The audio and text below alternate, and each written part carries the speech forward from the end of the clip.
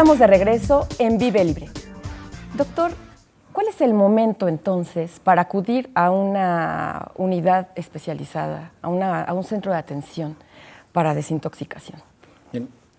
Es fundamental, primero yo comentaba, de hecho, en uno de los bloques, que uno de los puntos es ver cómo llega la persona a casa, el hijo.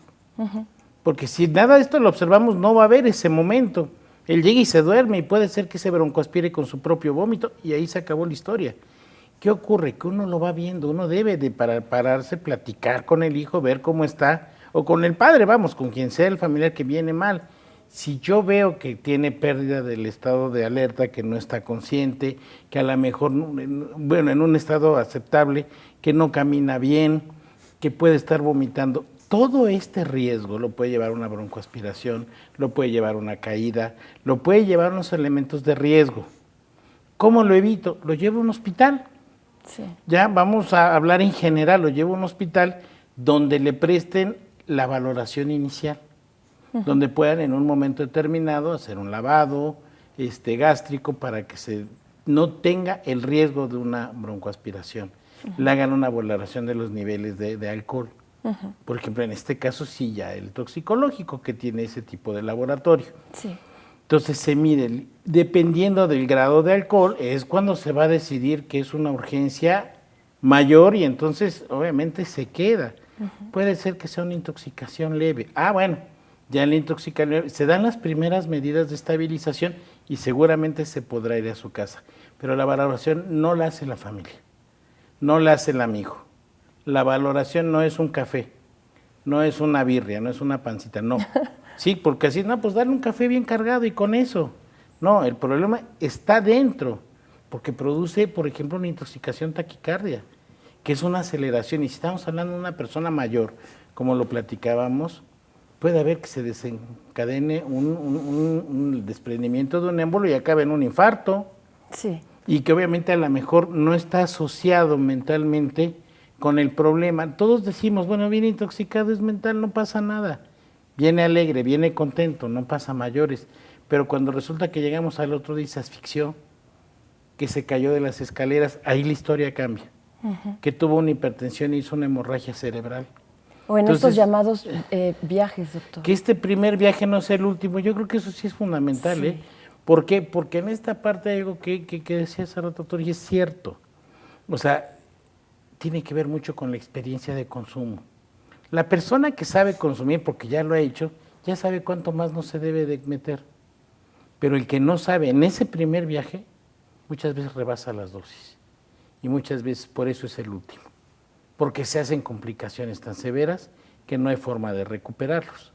Y yo comentaba esta sustancia que se llama Paco, que es el resultado de la fabricación de los residuos de la cocaína con las metanfetaminas. Y que las personas saben que puede ser el primero y el último viaje, pero con tal de experimentar, lo consumen.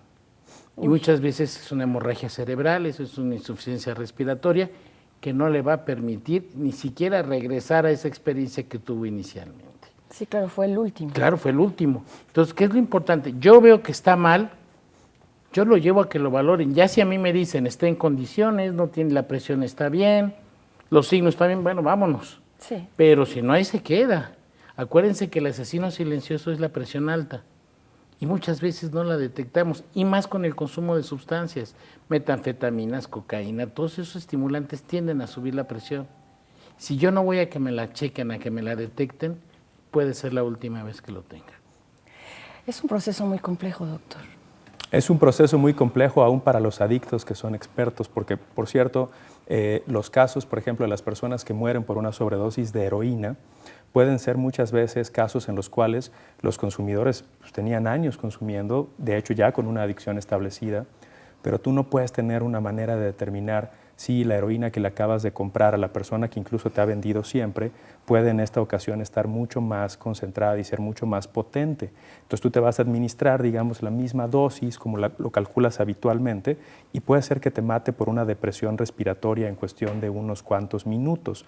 La mayor parte de las muertes por sobredosis de heroína, que se dan de hecho en personas que tienen años siendo adictos, se dan precisamente porque aún con la experiencia uno no puede tener una certeza absoluta respecto de cómo va a responder su cuerpo, pues porque ni siquiera sabes exactamente qué es lo que le estás introduciendo.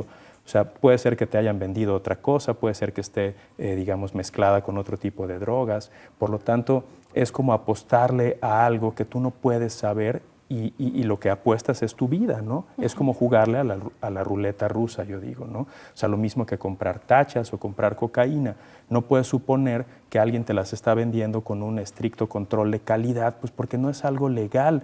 Por lo tanto, solo vas a saber qué va a pasar hasta que te introduzcas esa sustancia. Y hablando de los riesgos psiquiátricos, muchas personas no van a regresar del viaje, no necesariamente en el sentido de lo que nos explica el doctor Fernández Jofre, en el sentido de que se murieron, ¿no? Pero sí en el sentido de que pues ya no regresaron a una normalidad mental, digamos. Es decir, muchas veces el consumo de drogas, por ejemplo, incluso alucinógenas, en una sola ocasión puede detonar cuadros de psicosis que se convierten en psicosis crónicas. Lo que suponemos es que esos individuos tenían una predisposición, no lo sabían, consumieron y lo que detonaron es la aparición ya de una enfermedad psicótica que probablemente no hubiera aparecido o probablemente hubiera aparecido después, pero el caso es que una vez que aparece ya no va a dejar de estar ahí y eso les va a conferir la necesidad de un tratamiento psiquiátrico de por vida, ¿no? Sí, en cuanto uno pueda detectar que hay un consumo, inmediatamente se tiene que tomar una medida para acudir a una unidad especializada.